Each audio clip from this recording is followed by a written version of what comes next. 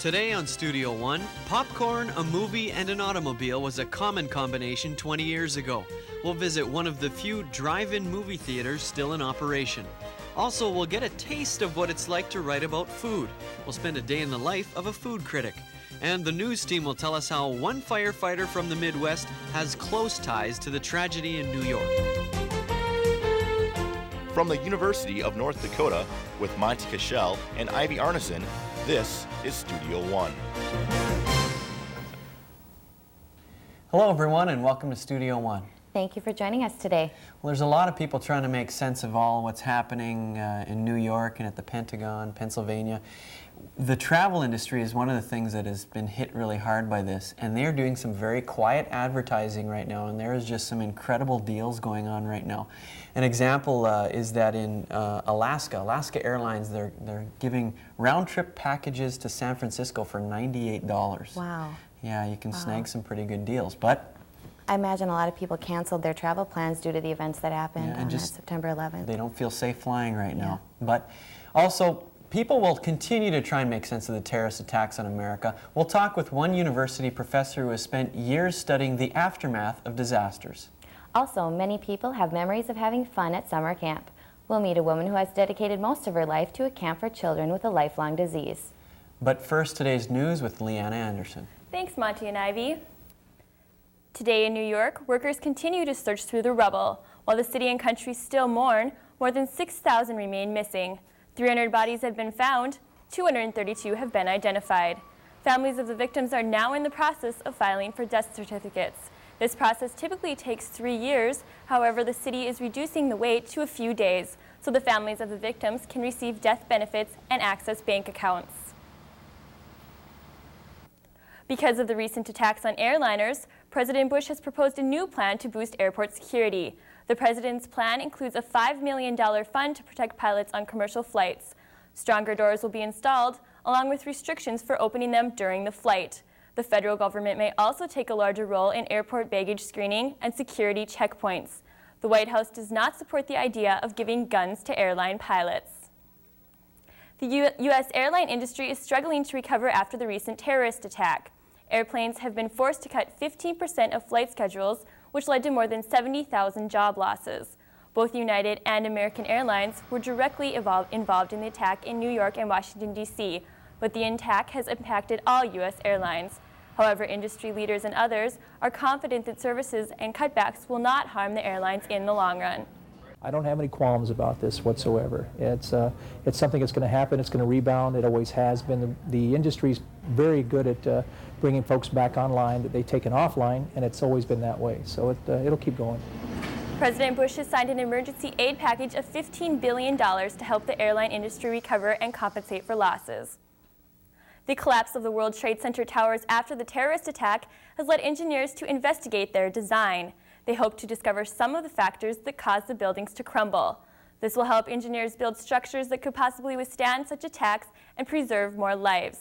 Even though engineers are looking at the towers to make future buildings stronger, they do not expect to find anything wrong with their design. The investigation could take at least 6 months to complete. Customers were not the only ones waiting to get back on flights. Aviation schools across the country have seen some slowdown from the recent terrorist attacks and are now trying to return to a normal routine. As many around the world remain in shock after the attacks on the World Trade Center, aviation students have felt its effects on their education. At the University of North Dakota, flights were grounded due to FAA regulations, so students could not fly for several days. It took a while to get VFR flight training back up, and that's because the FAA is looking at how the training world should possibly change, maybe with foreign students or with domestic students. But we don't know right now. We don't anticipate any real large changes. While flights were grounded, professors encouraged their students to keep up with their classes and watch what was going on in the world. They also assured the students that UND would not be laying off any flight instructors. People were going to start flying again, and that we should continue with our aviation studies. The Dean of Aerospace Sciences at UND says he does not anticipate a drop in enrollment because of the terrorist attacks. From a safety standpoint, we may change slightly with respect to our emphasis on airport security within our airport management curriculum. But from our standpoint, I don't think our curriculum will change that much.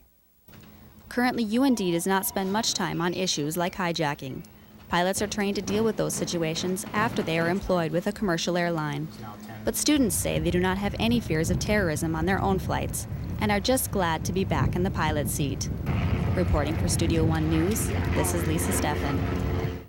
If the FAA makes new rules, UND and other aviation schools may need to change some security measures. And that's news for now. Monty and Ivy? Thank you, Leanna.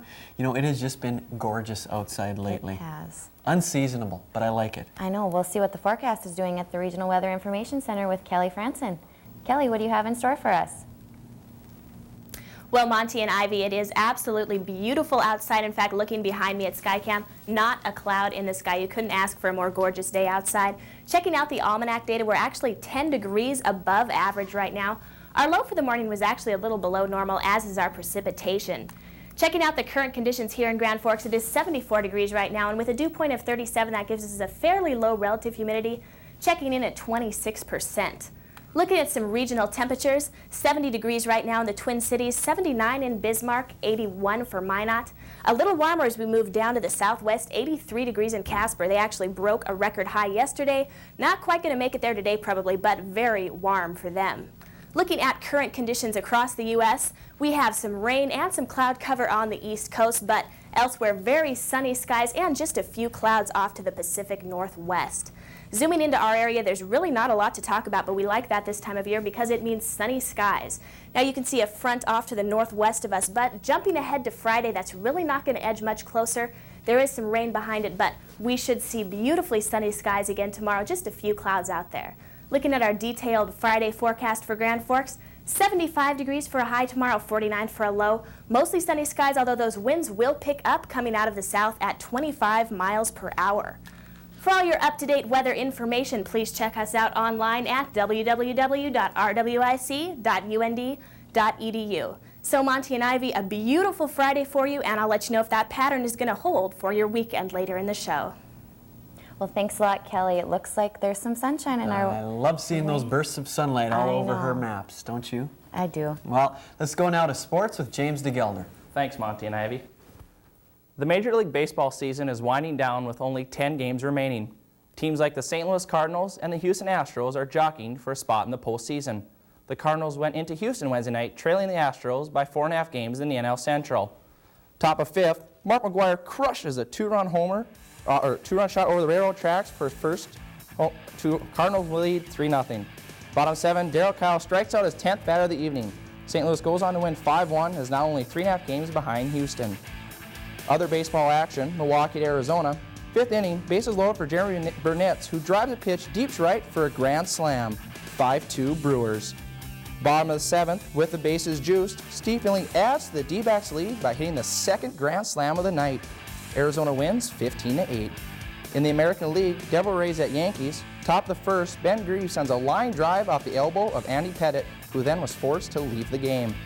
Top of the third inning, Steve Cox hits one to center, but a charging Bernie Williams makes the diving catch to rob him of a hit. The Yankees go on to win 5-1. Some hunters can name every type of waterfowl. Others need help from the professionals. Bird identification has been a problem in the United States for many years. Endangered or rare birds are sometimes killed because hunters are unable to distinguish them from other waterfowl. Classes like this one help hunters learn what types of birds they can shoot. One biologist says it is important to be able to identify birds before hunting. Take the measures that are probably going to enable you to tell what the bird is to the best of your ability, and in all cases, if you can't tell, you can certainly pass it up. Eaglin says the best ways to identify birds is by their flight patterns, calls, and feather colors. It's now time for the Studio One Sports Trivia question. This week's question is, what is the oldest football stadium still in use today? Is it Soldier Field, Harvard Stadium, Los Angeles Coliseum, or Lambeau Field? The answer to that question and more sports will come in the second half of the show. Monty and Ivy. Thank you, James. Coming up, blimps, airplanes, and excitement are part of this club's daily routine, and it's all a matter of radio control. But first, we'll talk with someone who studies communication through disasters. His research relates to the events of September 11.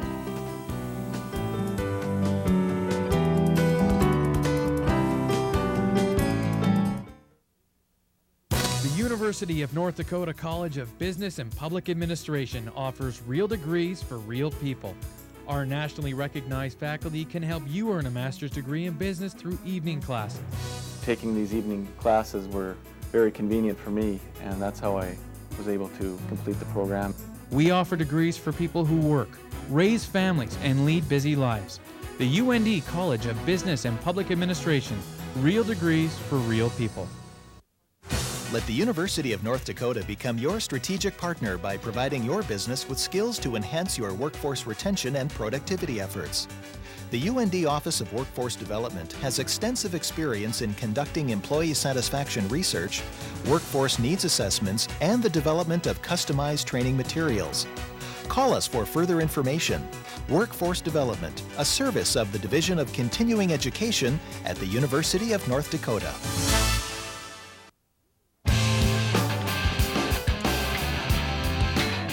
The University of North Dakota. You can go anywhere from here.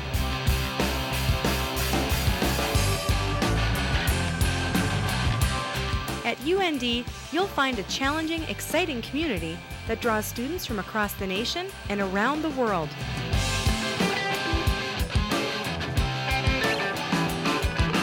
The University of North Dakota offers 136 programs with outstanding faculty who will prepare you for your future.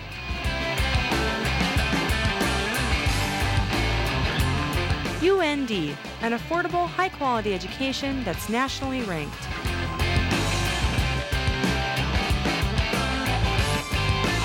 Your future starts here. Visit our campus and join the University of North Dakota community.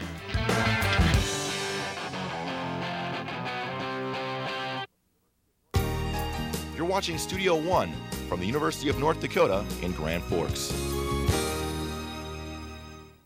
When disaster hits, everyday life changes. People focus on different goals in the aftermath of tragic events. Communication professor Jim Himkins studies the way disasters affect the way people communicate. Thank you for coming on the show today, Jim. Good to be back, Monty. Can you explain to us what exactly your research is about in regards to communication and disasters? Sure. A long time ago, when I was in graduate school, I began a project of looking at how we react to disasters by talking, by writing, by communicating. And I soon found out that the reason we do this is in order to get the social fabric back together, which has been stressed or even torn apart in the wake of a really critical disaster. And I found that this happens both at the state and local and national and even international levels. So that's the sort of research I became interested in. And we're dealing with a disaster right now in our lifetime. Yes. That has happened in our nation, but it has spread internationally. And how is your research carrying over into that? Into the international arena? Yeah, well, how is it relating to what's going on now? Well, one of the things that I found is that disaster is, to use something that's a technical term, but I think everybody will understand, it's generic. I found that both cross-culturally and cross-temporally, whether we're talking about a disaster that happened 100 years ago or happened just 2 weeks ago, humans' response is pretty much the same. We operate in the same patterned ways to talk about the disaster, and that talk serves a set of functions that I've identified. Okay. Do you think that society has changed since the event happened on September 11th? That's an interesting question, because we hear a lot of people saying America will never be the same. And what I found is that the purpose of disaster discourse, the kind of talking and writing and other things we do symbolically after disaster, is designed to do just the opposite. It's designed to get things back to the way they were before the disaster. So President Bush, for example, is entreating us all to go out and spend our money as we used to, do our jobs as we used to, raise the flag to full staff. Now let's get on to the way life was before the disaster. So that's the purpose of disaster discourse, disaster rhetoric, disaster communication, to get us back and get that social fabric back together so that we can move on as a society. Okay, and that's, you hear people saying, well, I just want things to be the way they were. Of course. To keep carrying on the way we have been. Traditionally, what are the first reactions that people have after a huge disaster such as this? Well, I guess this gets back to the question of what functions specifically do we engage in when we communicate about disasters. And the very first thing, of course, is the reporting function, right? We tell people that something's happened. But as soon as that phase is over, we almost immediately begin to do two things. Number one, we engage in what I call the consolation function, where we try to tell each other everything's going to be okay, we'll get through this. And that's especially important for people who have lost loved ones in a disaster or have been directly affected themselves. A second function that happens almost immediately after disaster in our culture is what I call the theological function. We live in a society where over 95% of Americans believe in some sort of God. And so they have to square why this tragic event happened, why bad things happen to good people. And as you may know, Pat Robertson and Jerry Falwell's explanation was that God's mad at us, and he did this to remind us that we're getting out of line. Other folks indicate that, well, we just can't understand how God works. Still others say it wasn't God's fault at all, it was the devil. So we have to have these various ways to square our theology with the disastrous events. Why is it so important for people to get things back to the way it was before? Well, I think just by nature we are conservative creatures. We like to have predictability in our lives. We don't like our lives to be turned upside down. We don't like turmoil.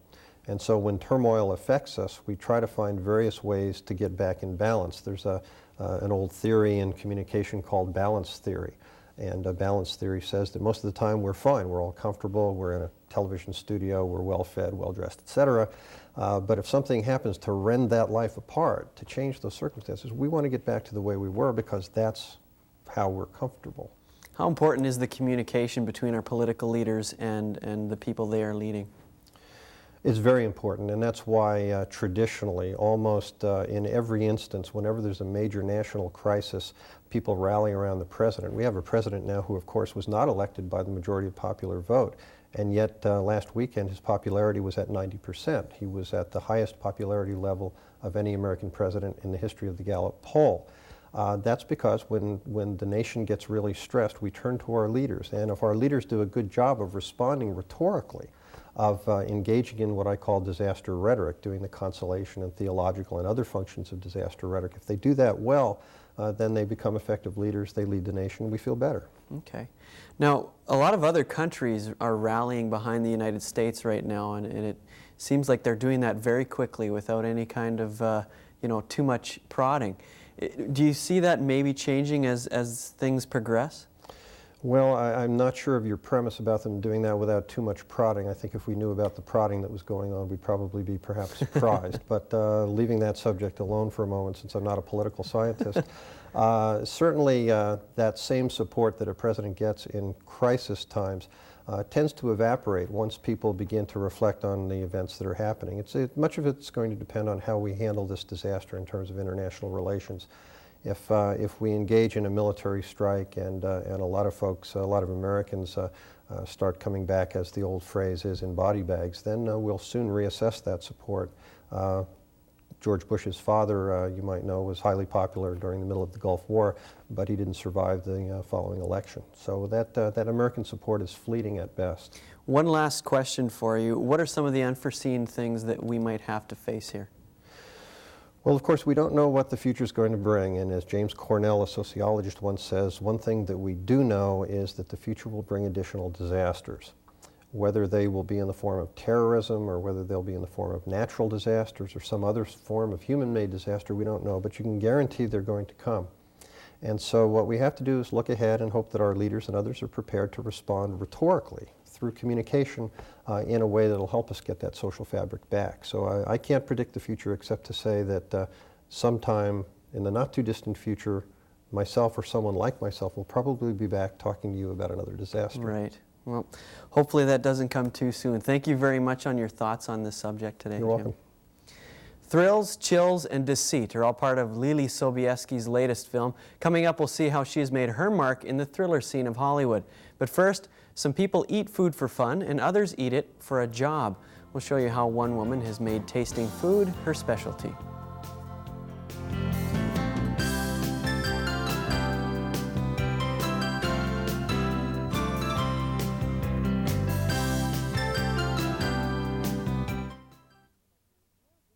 UND's Conflict Resolution Center is your regional training resource for conflict transformation and prevention. Conflict is inevitable in the business world. Your ability to manage it is key to your success. That's where we can help. We provide on-site training, mediation, and facilitation services customized for your organization. The UND Conflict Resolution Center, capturing the positive energy of conflict and transforming it into human potential. Why should I go to the University of North Dakota School of Engineering and Mines? Is it the small class sizes and personal attention I'll get from the faculty and staff? Is it the hands-on student projects my friends and I will work on? Is it the professional internship programs that'll help me prepare for my future career? Maybe I just want to be a part of something amazing. Find out for yourself what makes the UND School of Engineering and Mines the perfect choice for your engineering degree. Call 1-800-CALL-UND. That's 1-800-CALL-UND. The University of North Dakota has a rich history of retaining and graduating American Indian students. UND offers 26 American Indian programs, more than any other higher education institution in the U.S. The support services provided by Native American programs enhance student success. Native American programs offer tutoring, academic advising, and financial aid assistance, which makes UND a leader in Indian education. For more information, call 1-800-CALL-UND. The School of Law at the University of North Dakota. This is a unique place, a place where you can learn with some of the best technology, where you can talk to the faculty in small class settings, a place where student activity groups enhance your education, a place which offers interaction with the court system, an affordable place where you can gain all the skills you need to get a job. Take your place at the University of North Dakota School of Law. Phone 1-800-CALL-UND. For most people, eating at a restaurant is a special treat, a time to relax and get your mind off work. But today, you'll meet a woman who makes every restaurant her office, and each meal a piece of her work, as we spend the day in the life of a food reporter. Yes, ma'am, it was delicious. If there's anything you ever want to know about a restaurant in Grand Forks, North Dakota, just ask Marilyn Haggerty. Marilyn is a food reporter who writes a weekly column called the Eat Beat for the local newspaper. I try to give as much information as I can about the food, about the prices, about what the place is like, so that the people can read it and maybe they want to go there. Armed with a notebook and occasionally a lucky companion, she hits different restaurants each week and does her best to record every last detail for her readers. Marilyn visits a variety of restaurants and says most places are friendly and don't mind her reporting on them. Even if they did, they wouldn't have much luck in stopping her. I don't think they could stop me from writing about, being in their place. I don't ask if I can come and eat. I just show up and eat, Marilyn takes the information that she gathers back to the office. She says she enjoys her position of working at the newspaper. Ann Landers, Marilyn Haggerty. That's the only two people's names in the whole index. She has certainly earned her prestige, as she has been writing for the newspaper for more than 40 years.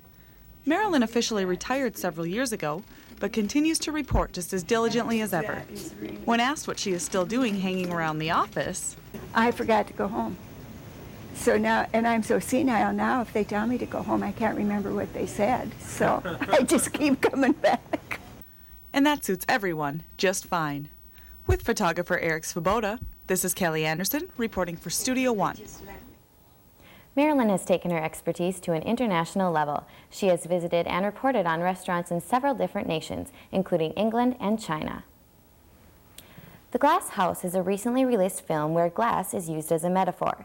It's fragile, it can hurt you, and it can be mistaken for more valuable things than itself. In the story, Terry and Aaron Glass become the guardians of two children after their parents are killed in a car crash. It seems there is nothing to be afraid of until Ruby, played by Lily Sobieski, begins to suspect that their new parents may not be the ideal guardians. This suspenseful thriller focuses on a girl who is forced to grow up fast. It is a coming-of-age story within, but what makes her come of age is not, let's say, a nice little experience that she had. It's more something that slapped her in the face, and then it's, oh, okay, I gotta grow up there. After several months of scouring the coastline, producers finally found the perfect house that depicts a dramatic presence. The Glass House came in second, grabbing a healthy $6 million on opening weekend. Now time to look at the events happening in your area.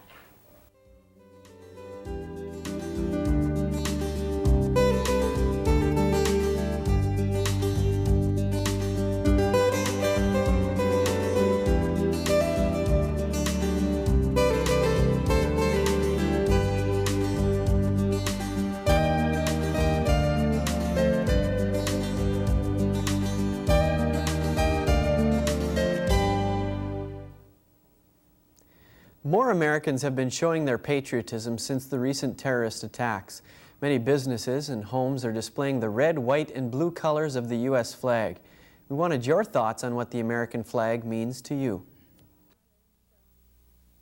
I'm a single mother, so I would have the freedom to live up my life with my daughter, being able to have her grow up in a society where she'd be able to be her own person. Just America's goodwill to the rest of the world, because I think we're underappreciated. Peace. To me, it symbolizes freedom for me, and I have 2 sons in the military, so that's why I wear this. Freedom? I don't accept it completely. I accept it as I think all people should, critically. And so when I look at the flag, I see not just good things, but some things that are not so good as well. But as an American, I work to change that. It just means everything. Freedom, it's such a beautiful thing. Universities across the nation have clubs and activities that interest many of its students. One club at the University of North Dakota has a place for those who like to fly, blimps. One can look up and see a blimp flying overhead at many sporting events. At the University of North Dakota, one may look up and need to duck their head. This blimp is piloted by a new group called UND Aerospace RC. RC meaning radio controlled. They are responsible for flying the RC blimp at UND's hockey, football, and basketball games. The group is mostly aviation students, but is open to all who have an interest in flying radio-controlled aircraft. Want to get a lot more teams of blimp crews going so we can alternate through the games, and we also want to expand on what we do within the community and kind of training. Skilled training is needed to keep the blimp under control, or unexpected things can happen. One time we were flying along, or I was flying along, and kind of got a little too close to one of the speakers and tore about a 3-inch rip in the balloon. Just barely made it back, about got ran over by the Zamboni. The club is working on constructing some airplanes, but several members have planes they have built themselves. It's a indoor version or a scaled down model of a World War II fighter, a P-38. It's built from a laser cut kit from a company in Ohio. Sadler says this particular kit costs about $60, but does not include the electronics to make it fly. A plane that is ready to fly usually costs about $200. Sadler has some words of wisdom for all interested in a hobby such as this. If you're going to fly them, you're going to crash them. That's about the best way to put it. With photographer Ryan Vipond, I am BJ Eisen reporting for Studio One. Anyone can buy a blimp ready-made for about $5,000. You can also have one custom-made in a different shape for considerably more than that. Singing, laughter, and excitement are some things you might hear if you spent a day with our next guest. She'll tell us how she made the difference at a special camp in North Dakota. Plus, popcorn, tickets, and your car are a few things you might not want to forget if you'll be making a trip to this place. We'll take you to a trip back in time with this local business. That story plus news, sports, and weather in the next half hour of Studio One.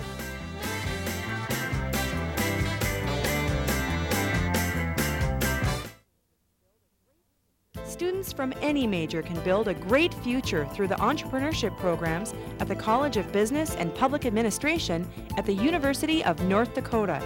It lets them meet with business people and spread their wings and do the research to see if their ideas really do work. Well, this program is for everybody. Business coincides and integrates with any major out there. Trust yourself, take action, discover the entrepreneurship programs at the UND College of Business and Public Administration.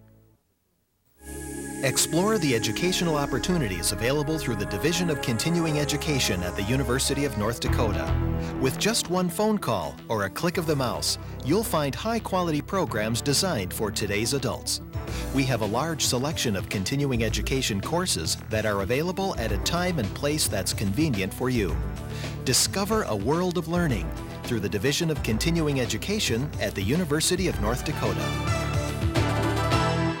future a bit cloudy? Get a brighter picture at UND Aerospace and the University of North Dakota. World-class training programs endorsed by major airlines, an extraordinary fleet of aircraft, and learning facilities second to none make UND Aerospace the largest collegiate aviation program in North America. Begin your future in the aviation industry. Explore programs in space studies or computer science. Soar into the atmospheric sciences. It's all here at UND Aerospace. What's in your future? UND Aerospace, clearly the leader in aviation education.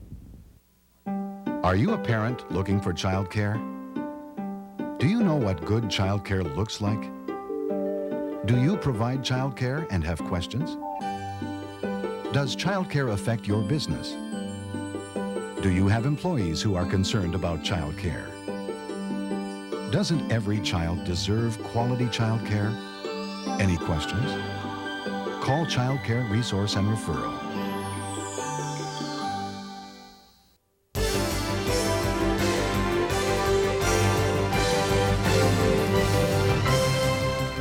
You're watching Studio One from the University of North Dakota in Grand Forks.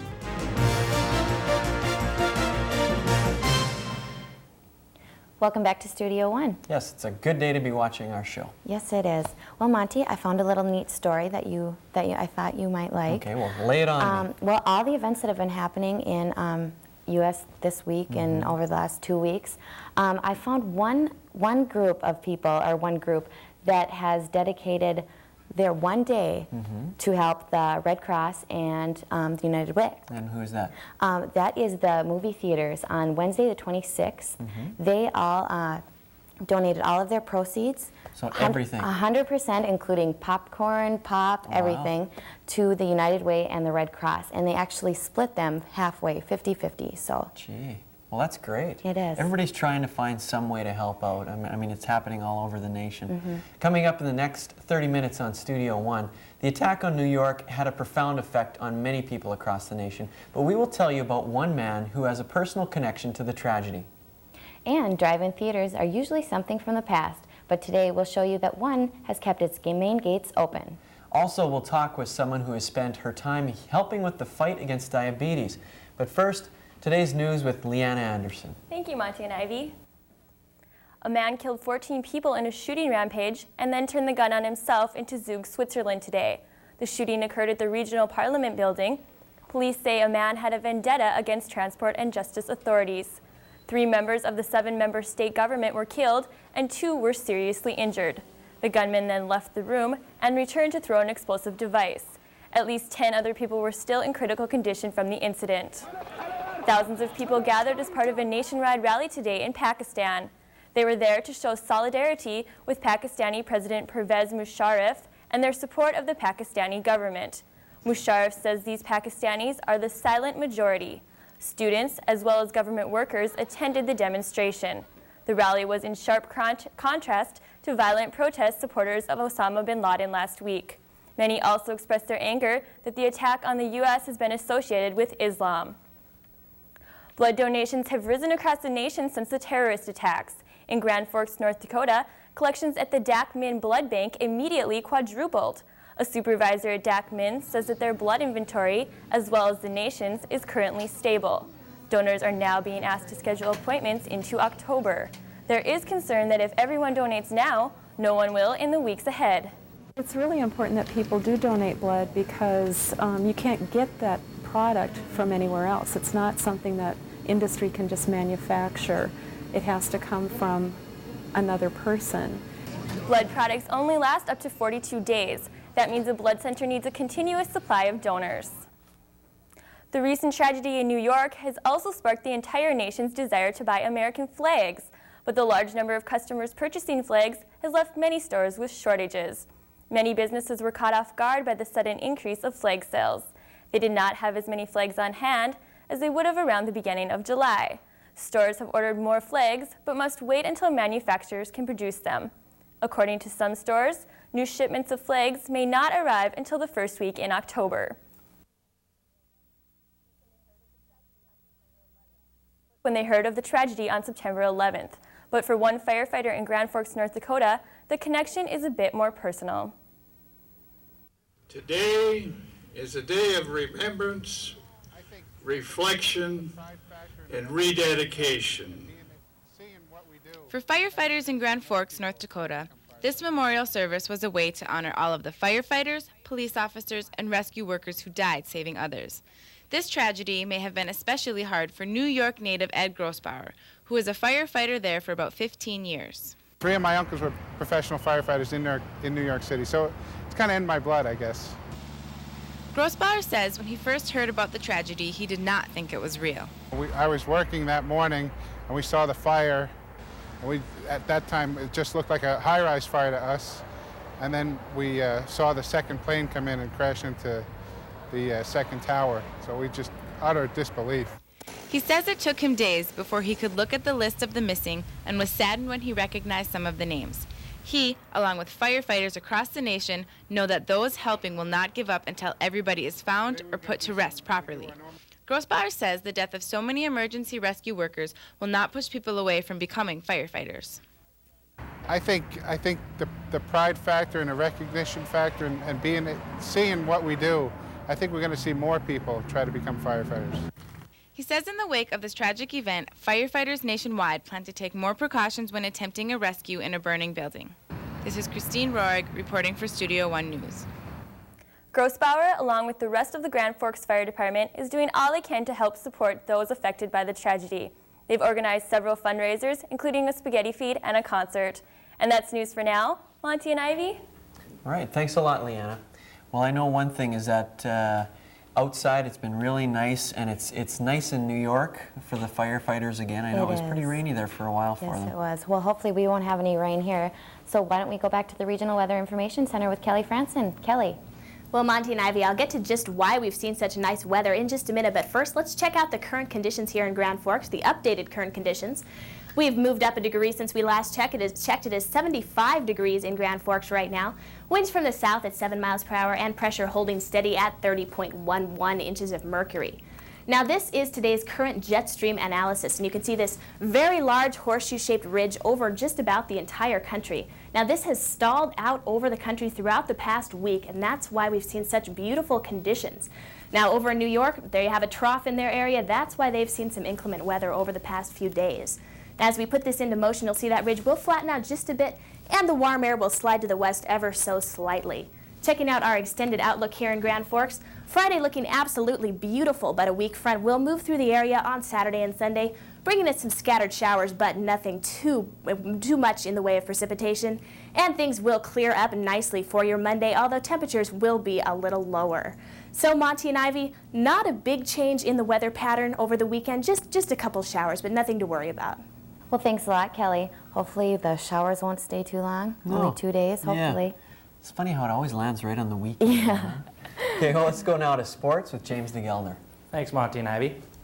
The temperature is always right, the wind is never blowing, and the field is not wet with rain or snow. These are the new conditions for the University of North Dakota's home football games.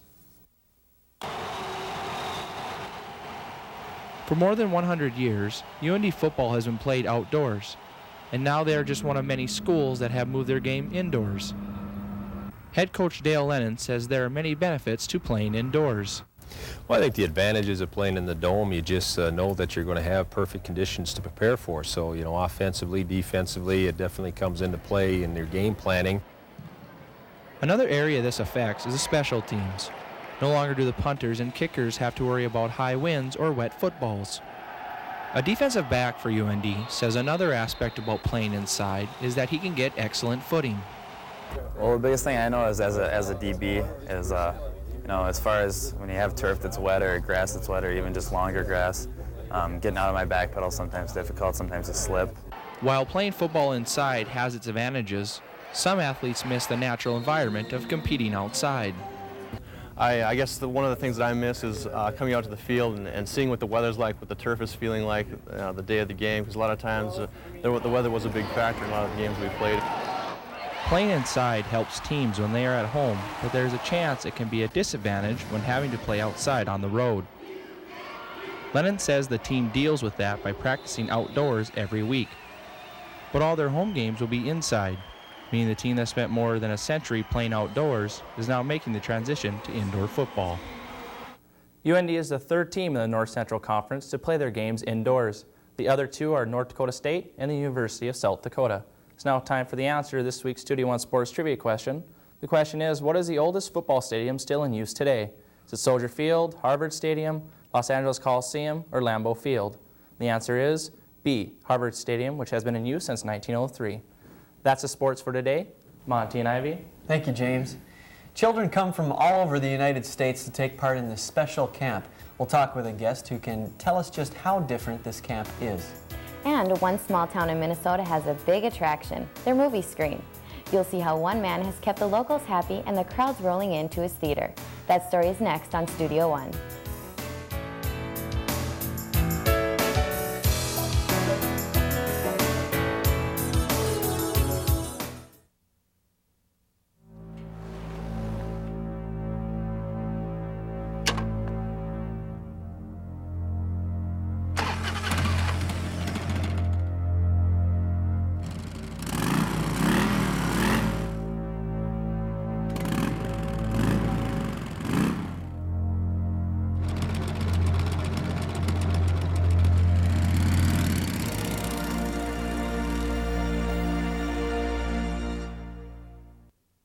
Address your workforce training needs through the Workforce Training Partnership between Lake Region State College and the University of North Dakota.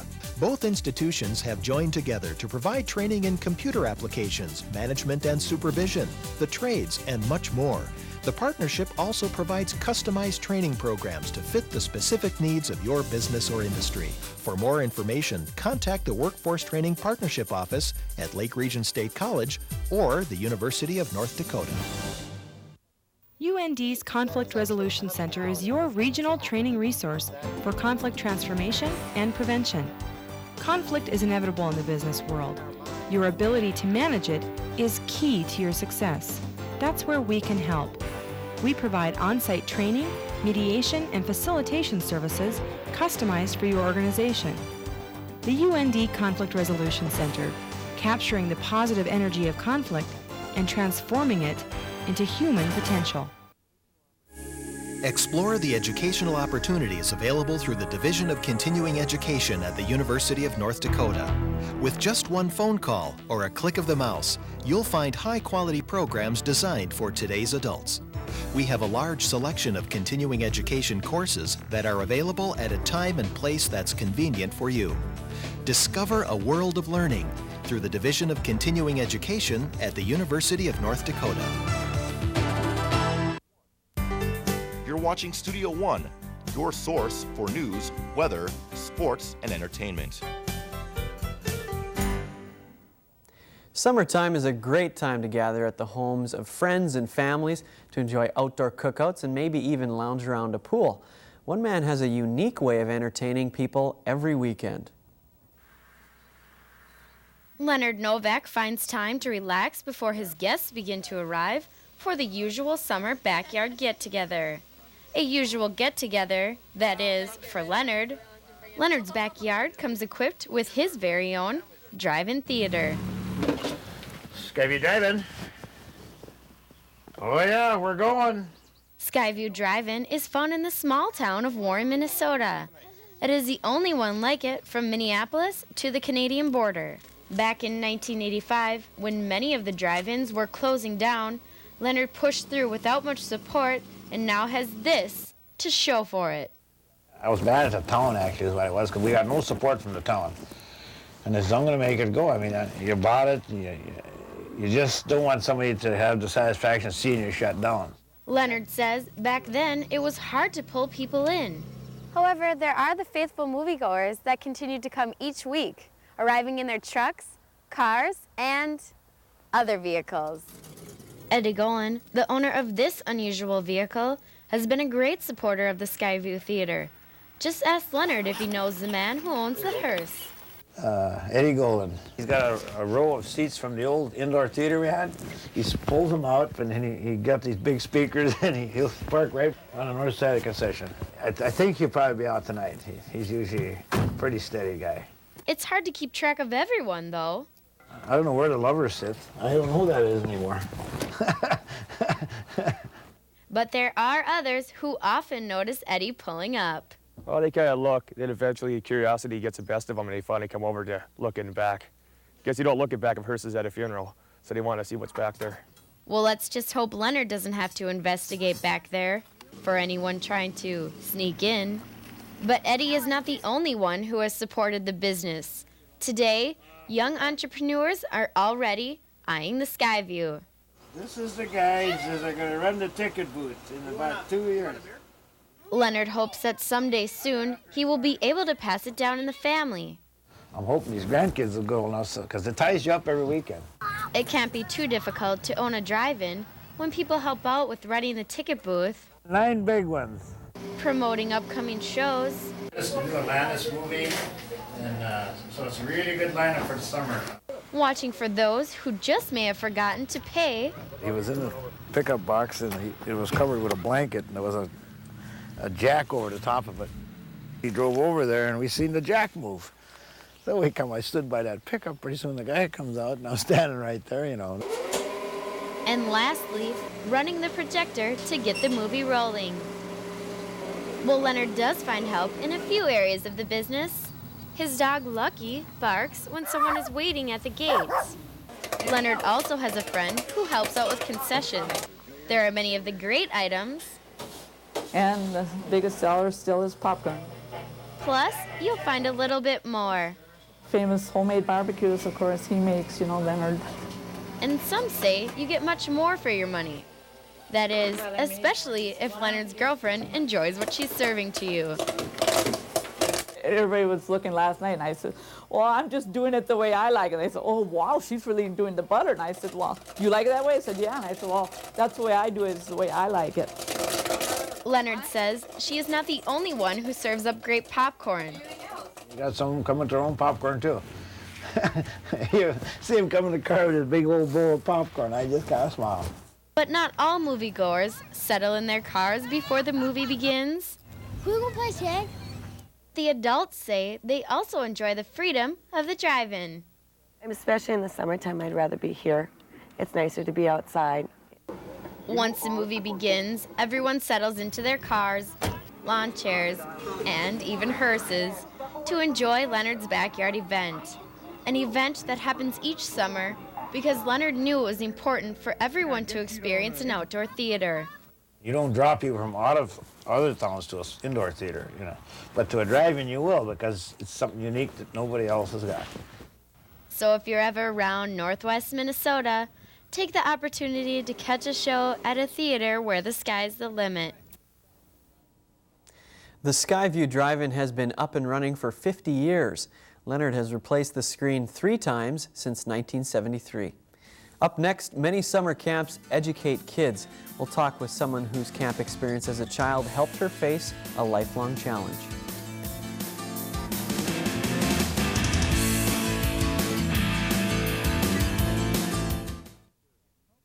Let your job experience help you earn a degree in engineering while you continue to work. The University of North Dakota's Distance Engineering Degree Program offers the only ABET-accredited undergraduate degree program at a distance. Instructors and classes are delivered to you through videotape and other technologies. Allows you to have a class whenever you like. UND Continuing Education and the School of Engineering and Mines, teaming up to bring quality education to your door.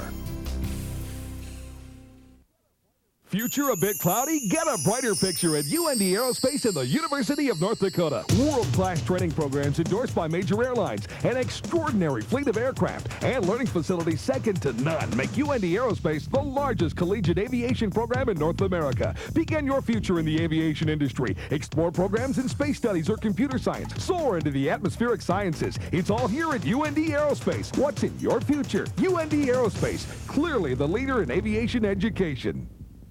The School of Law at the University of North Dakota. This is a unique place, a place where you can learn with some of the best technology, where you can talk to the faculty in small class settings, a place where student activity groups enhance your education, a place which offers interaction with the court system, an affordable place where you can gain all the skills you need to get a job. Take your place at the University of North Dakota School of Law. Phone 1-800-CALL-UND. Why should I go to the University of North Dakota School of Engineering and Mines? Is it the small class sizes and personal attention I'll get from the faculty and staff? Is it the hands-on student projects my friends and I will work on? Is it the professional internship programs that'll help me prepare for my future career? Maybe I just want to be a part of something amazing. Find out for yourself what makes the UND School of Engineering and Mines the perfect choice for your engineering degree. Call 1-800-CALL-UND. That's 1-800-CALL-UND. More than 16 million people have been diagnosed with diabetes in the United States. The American Diabetes Association continues to work hard to help people with their disease.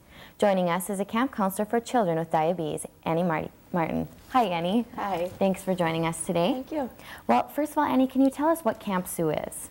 Camp Sue is a camp for kids from ages 8 to 14 to go and spend a week with other kids with the same disease that they have and learn more about their diabetes, learn how to do their shots, learn how to eat right and the exercise that they need, and just have fun with the other kids. So what first made you come to Camp Sue? My doctor kind of brought it up because I was really dependent upon my parents, and he said to try it, and if I didn't like it, I didn't have to go again, but I just continued to go, so. Okay, and how has diabetes affected your life? It's affected my life in ways that aren't much different than any of your guys's. The only difference is that I would do shots, other kids didn't. I do blood sugars, and you have to really watch what you eat, and you have to get exercise in just about every day to control the blood sugars. So. Okay, and what type of support does Camp Sue offer to the children? Physical, mental support? What? It supports them in all ways. You're there for the kids as counselors and with the help to help them because they think that their life is so much worse than everyone else's is because they have to do shots, they have to do blood sugars and everything else, and it's not different at all. And being with the other kids and being there and they see that you're older and you're still living normal, it's a lot of help for them. Okay, and what kind of activities do you do at the camp? We go to the dam, the lakes, horseback riding, whatever they want. We do kickball, softball, soccer, all kinds of stuff. And then we normally have the UND football players come out and talk to them, and the acro team from Fargo comes normally, so there's activities for them. What is your favorite activity to do there? I don't know. So many. Yeah, there's so many things to do. It's just you're constantly doing something, so. Okay, and what makes this camp different from any other of the camps? All the kids that go to diabetes camp are diabetic. No one else is allowed there unless you're diabetic or you're helping out. So it's just that everyone's there with the same problem, so. Okay, and what was the best part about being a camper for you there at the Camp Sue? Meeting the kids that I met. I'm still really close to all of them. There's a group of about 10 of us that went together every year, and we still talk all the time, and it's really fun. And how long were you a camper there? From when I was 8 until I was 14. Okay, so then you turned to the other side. You were a counselor. When I was 15, I became a CIT, which is a counselor in training. Okay, and what did you have to do for that? Any special things or? You just you have to go through a training session to know exactly what to do if someone has a reaction or if they need something, if they're homesick, if they get sick, and. Okay, and then what do you think was the most rewarding part about being a counselor? Knowing that you helped the kids and that they had a good time while you were there. What was the atmosphere like at Camp Sue? It's kind of like any other camp. It's sleeping in bunk beds, sleeping in cabins. The boys sleep in tents on cots, so the girls have it good because we get to sleep in the cabins with bunk beds. So. And what benefits do you believe that this has for the children that go there? Benefits I'd say is they're learning how to take care of themselves, so it's just for a healthier life. They know what to do, and normally if they didn't go, they don't learn as much because who wants to learn something from a doctor when you can be learning from someone who's kind of like an idol to you, so. Right, and do you teach them how to do the shots? We help them, but normally the nurses do the first initial one, but we can help if they want it. Okay, and do you know of any medical advances that they've taken steps towards diabetes? They have the insulin pump now. They've had that for many years, but it's becoming a lot more popular now. And they are starting to do pancreas transplants. So. Do you have an insulin pump yourself? You do. Okay, and how does that work? It's connected to you with a catheter, and it goes in your stomach, or you can put it in your leg, wherever you want it, and it's a continuous drop of insulin, so you don't have to do shots anymore. Are there different types of pumps, or is there just one main? There's one main one. One main pump, okay. How can someone get involved in Camp Sue? They can just call the 1-800 number to the American Diabetes Association, or they can stop by the American Diabetes Association office, which is located here in Grand Forks. Okay, and what made you want to be a counselor in the first place? Just so I could keep going back. Okay. All right. Well, Annie, thank you for all your information you've given us. Thank you. All right, you're watching Studio One from the University of North Dakota. We'll be right back after this.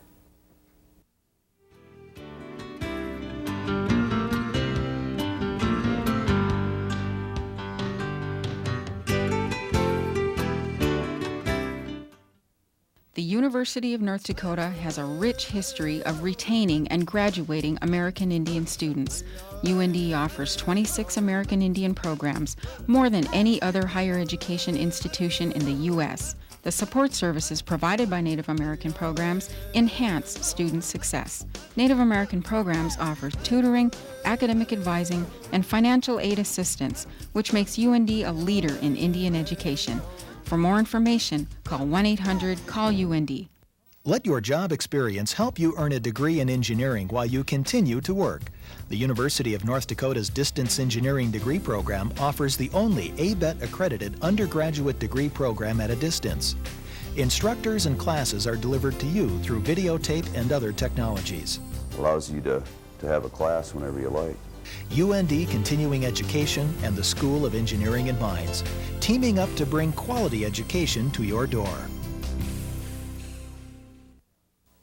Are you a parent looking for childcare? Do you know what good childcare looks like? Do you provide childcare and have questions? Does childcare affect your business? Do you have employees who are concerned about childcare? Doesn't every child deserve quality childcare? Any questions? Call Child Care Resource and Referral. Voller Insurance partners with you in protecting what matters most. For more than 50 years, Voller has built its reputation on its people, its clients, and a commitment to VIP service. Voller Insurance, Fargo, Bismarck, Grand Forks. Voller Insurance understands that the strength of its people is its greatest asset. People that tailor insurance protection that meets your needs. That's the key to VIP service. Voller Insurance, Fargo, Bismarck, Grand Forks. Tune in next week on Studio One. We'll take a first-hand look inside a missile alert facility where troops spent much of the Cold War watching over the nation's nuclear arsenal. That story and more next on Studio One. Well, we've got a lot to look forward to next week, but before we leave you, you were talking with Annie about the progresses in diabetes and the different things they're doing. They actually did, the United Press International reported, the first transatlantic surgery happened. It was 4,000 miles away. Doctors, through fiber optics, were able to control robotic surgery instruments overseas. And it was there was a woman in eastern France, 68-year-old woman, who had her gallbladder removed by people in New York. Oh, wow. So it's amazing the things that they're doing now. Well, we're going to leave you now with some pictures of flags and ribbons in remembrance of those who lost their lives on September 11th. From all of us here at Studio One, have a great week.